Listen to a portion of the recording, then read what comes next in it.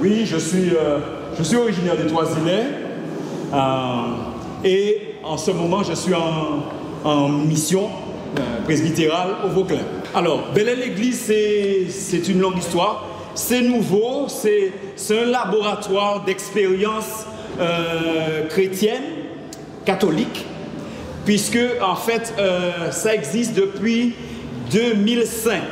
Ça a commencé à la paroisse de Rivière-Pilote, plus particulièrement à Josso. Donc c'est une expérience au départ toute timide, un échange encore entre quelques paroissiens et le prêtre. Ils ont décidé en fait de mettre ensemble, de faire un mariage entre la culture Bel-Air et puis l'évangile. En un mot, c'est le mot de Vatican II, du Concile Vatican II, qui s'est tenu de 62 à 65. Eh bien, nous faisons un travail d'inculturation nécessaire. Voilà, aujourd'hui.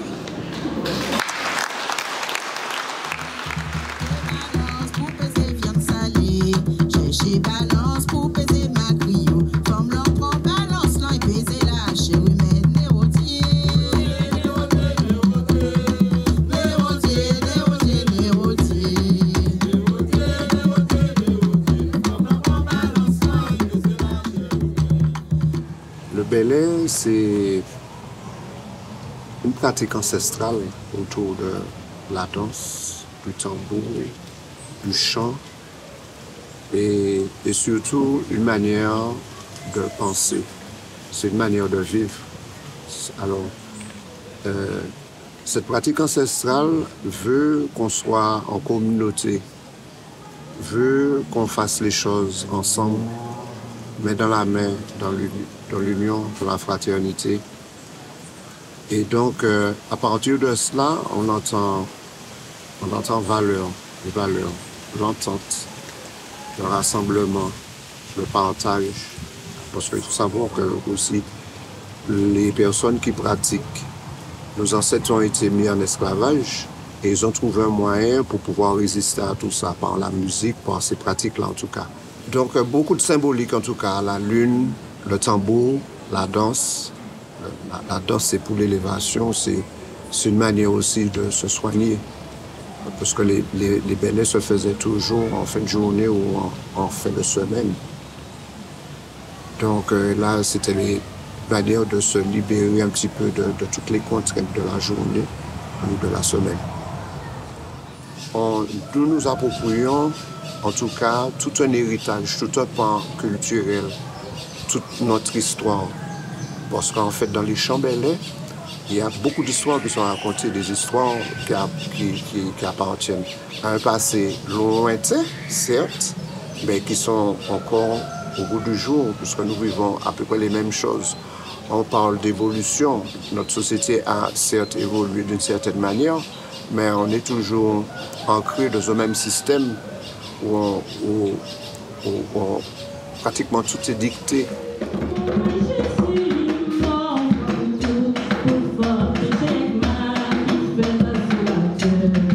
Il y a une initiative qui a été prise par des prêtres, par des chrétiens, pour s'approprier la culture, mais au service du spirituel. Le culturel, le lien entre culturel et cultuel, en fait.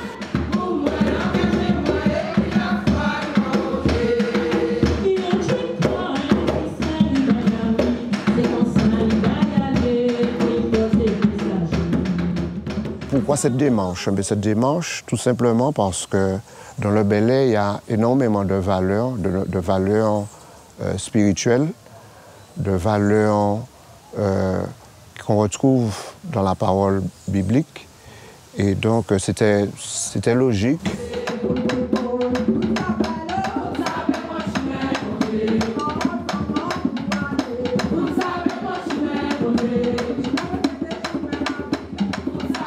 Alors moi, je me présente Stella Gonis. Je suis chanteuse, danseuse, tambouillaise.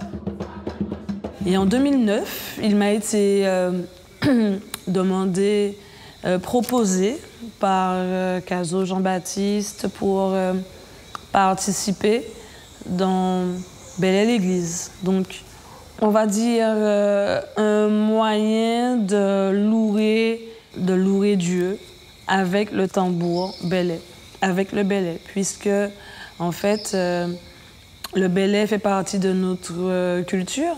Pourquoi pas louer mon Dieu avec mes instruments, avec ce que je pratique chez moi en Martinique.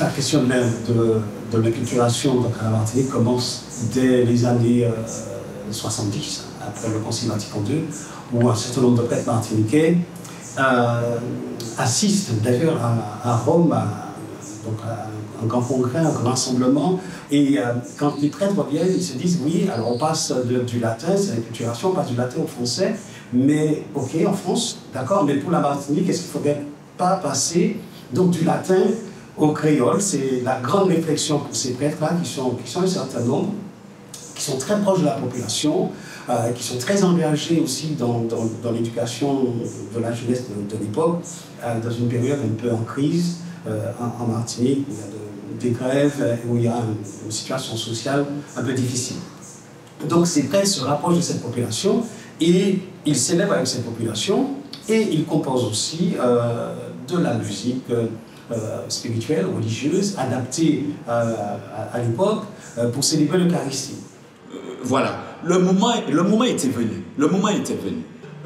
Il fallait faire quelque chose parce que d'autres peuples étaient en avance sur nous. On peut dire que d'autres peuples étaient en avance sur nous. Donc nous pouvions commencer cela. Moi-même, j'étais très sensible à ma culture et au développement de ma culture. Bon, j'en n'en parlais pas avec beaucoup de personnes. Ce que j'avais au fond de moi, c'est le grand séminaire qui m'a permis de faire le bond quand j'ai rencontré mes confrères. Voilà. Donc le grand séminaire, pour moi, c'est le séminaire d'Avignon, a été un déclencheur. Ça a permis un travail de fond parce que nous avions des rencontres avec les Antillais-Guyanais en France et ce qui permettait en fait de reconsidérer la culture, la place de l'Église dans la société, le cheminement de l'Église, le cheminement des chrétiens. On posait toutes ces problématiques au grand séminaire. Donc cette période, elle est très intéressante pour nous, cette période, parce que le séminaire nous encourage à ce travail de culturation, dans la réflexion, pas seulement dans la création liturgique de chants, mais aussi dans la réflexion sur les réalités de nos îles, les réalités sociales, les réalités humaines, et comment l'Évangile peut nous rejoindre dans ces réalités humaines et sociales et culturelles.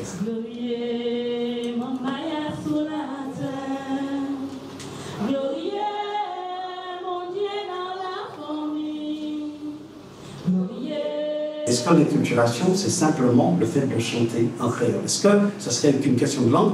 Et puis il suffirait de traduire les chants de la messe, de traduire la messe, et on passerait d'une messe en français à une messe en créole, et puis hop, on se dit, bon, c'est inculturé, on est dans la langue du pays, c'est inculturé. Et donc nous avions à l'époque quand même bien compris que l'inculturation n'était pas un simple travail de traduction et de langue, qu'il fallait aller plus en profondeur, et que l'inculturation, ça devait être un vrai dialogue entre l'évangile et la culture. C'est tout cela qui a fait que nous sommes arrivés à un niveau de liberté, un niveau d'accomplissement nécessaire. Et en 2005, voilà, le feu a pris. Et si bien que le père Jean-Michel Moukontour, avec les laïcs, eh bien, en partageant, ont commencé à traduire les évangiles et tout ça. Et puis, ils ont commencé à mettre de la musique dessus, à chanter, tout ça. Ils ont rencontré des amis du monde belais, des paroissiens, des laïcs, eh bien, eux-mêmes qui se sont pris dans ce mouvement, dans cette nouvelle création. Et puis, ça a donné donc, la naissance du Bel Air l'Église.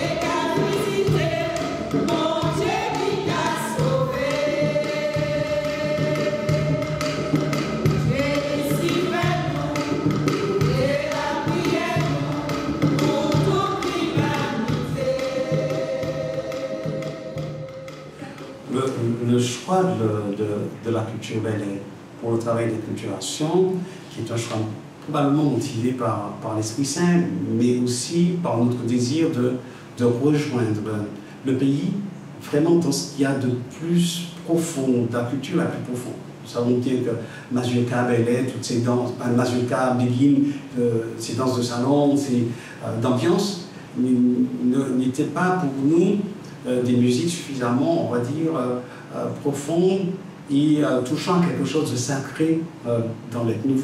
Nous, ce qu'on recherchait, c'était quelle musique était touchée à l'âme, véritablement, et touchée à l'histoire et à la souffrance.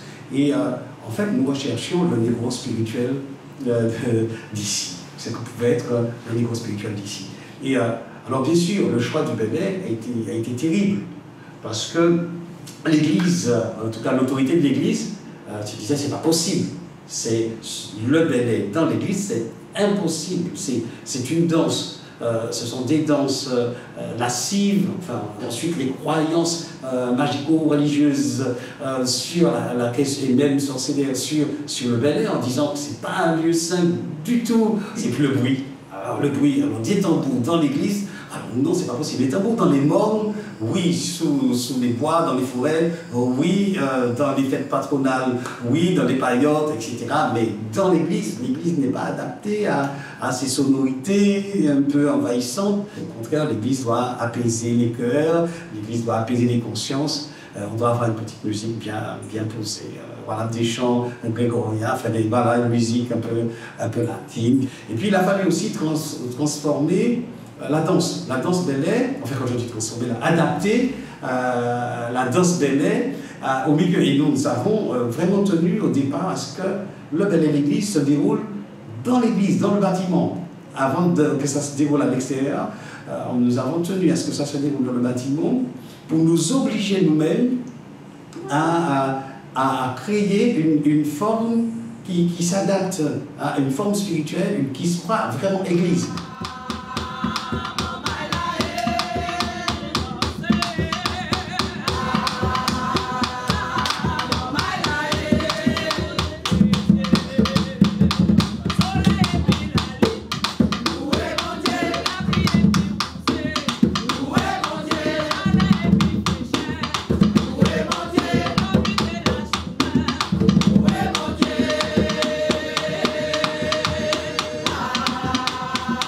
Alors, évidemment, le passage entre le Bel Air et le Bel Air l'Église, il faut juste faire attention, en fait. Il faut juste faire attention par rapport au texte. Quand on est à l'église, pour moi, c'est évident. C'est-à-dire c'est comme pour un enfant, on va pas danser n'importe comment devant un enfant, n'est-ce pas?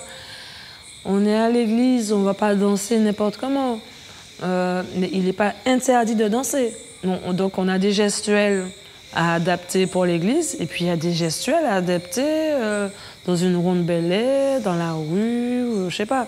Donc pour moi, il n'y a pas de Il n'y a pas de carcan vraiment, c'est-à-dire que c'est une forme de respect, quoi. Parce qu'il y a un travail de fait, on s'est vraiment ancré un travail de fait sur la manière de jouer le tambour dans l'église, qui ne sera pas le même. Pourquoi? Parce qu'on sait que le tambour se joue d'une certaine manière. Dans les soirées Bel Air, on ne peut pas remettre ces mêmes coups de tambour dans l'église parce que l'objectif, c'est pas ça. L'objectif, c'est plus la parole qui est mise en avant. Le tambour, à ce moment, est au service de la parole.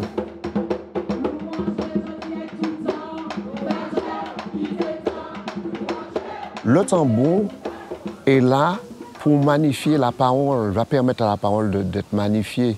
Il n'est pas là pour magnifier la gestuelle du danseur, en fait.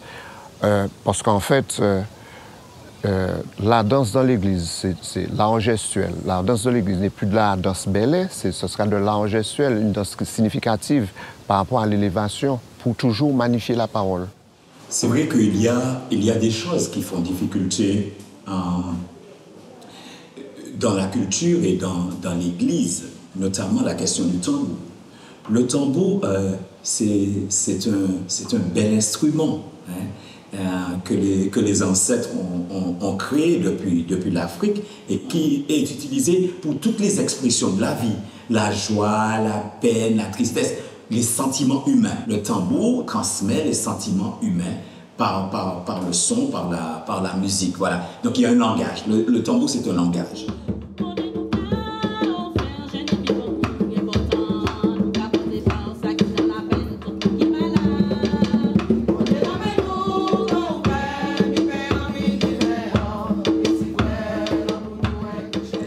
Quand il y a eu l'abolition de l'esclavage avec Romain, apparemment le son de tambour qu'il a émis, c'était un son de tambour pour réveiller les gens. Et ça n'a pas plu. Et ça, on a vu la suite. Hein. Simplement, le tambour, c'est un instrument qui fait peur. Voilà, c'est un instrument qui fait peur parce que on sait cette force, cette valeur que représente le tambour, en tout cas voilà, ça réveille le cœur, ça réveille les consciences et en fait ça mobilise, voilà, ça mobilise, ça te propulse, ça te libère, ça te pousse, voilà, à t'engager à faire quelque chose. Donc depuis que Romain a joué du tambour, c'est une manière de contester les interdits. Romain n'a pas joué un coup de tambour spécifique pour la révolte. Il a joué du tambour tout simplement, un rythme de travail, parce que c'est un honneur caraïbe, un rythme de travail, et il a été enfermé pour ça. Donc les esclaves se sont réveillés et ont dénoncé ça. Et donc on a obligé à ce moment aux colons d'abolir l'esclavage. Donc toute cette partie-là, aujourd'hui, elle transpire dans nos pratiques, en fait. L'idée même, c'est de se réapproprier toutes ces pratiques-là, transmettre aux jeunes, puisque nos ancêtres, les anciens, ont tout fait pour que les nouvelles générations puissent trouver une pratique qui soit la leur. Bon, certains ont dit, mais qu'est-ce qu'ils ont à faire? On nous vole le Bel Air. Mais en fait, c'est notre âme aussi. Nous, en tant que Martiniquais, c'est aussi l'âme de notre pays, l'âme de notre peuple. Donc, on n'est pas à part. L'Église n'est pas à part. Même si souvent dans l'histoire, on a pensé qu'elle était, elle n'était pas avec le peuple. Mais la culture était toujours là, à marcher à côté. Alors peut-être que la culture était trop à côté, la culture Bel Air était trop à côté et rejetée. Ça a été difficile, ça a été parfois dans les fers, mais ça a été transmis.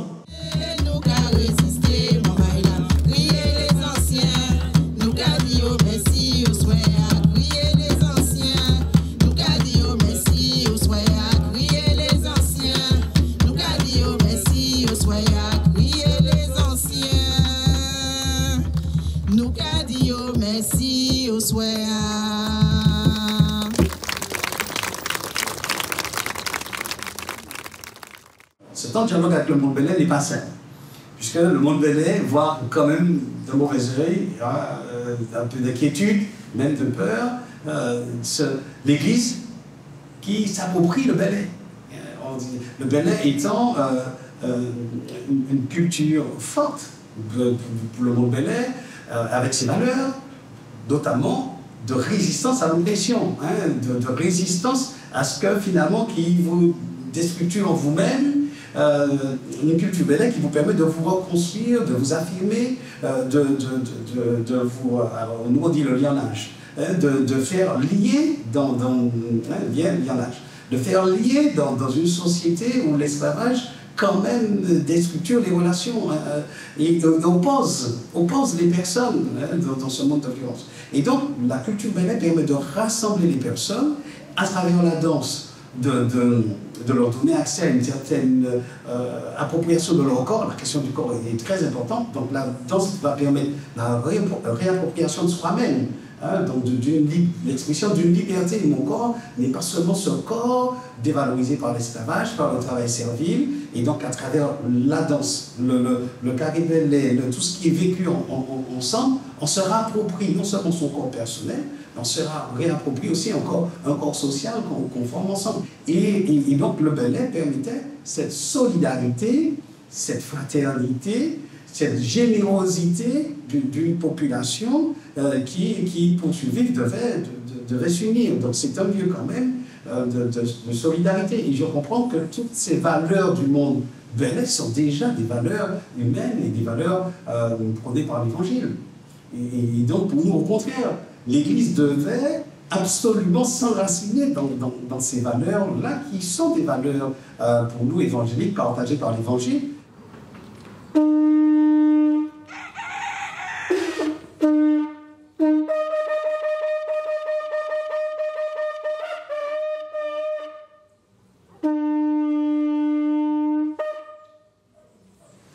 Alors, aujourd'hui, sur la question du ballet d'église et sur l'avenir de ballet d'église au fond de l'église de Martinique, est-ce que toute l'église est devenue une église, toute l'église de Martinique est devenue une église belay, ou est-ce que c'est la volonté de l'église d'aller dans cette direction?